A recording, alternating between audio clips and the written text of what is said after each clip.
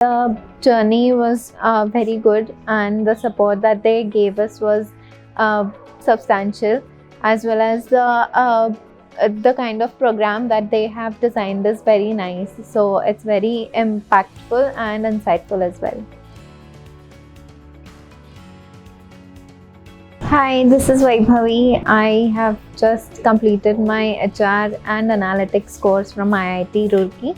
I'm currently working in Burns and McDonnell Engineering India as a junior HR assistant.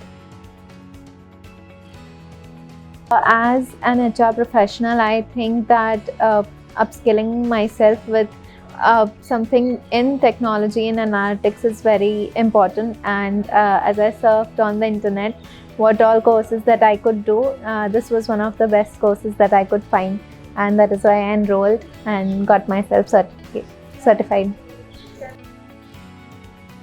So the faculty is one of the best, I think, because I've done other programs which are related to HR, and this was one of the best faculties, like Rajiv sir and Sandeep sir.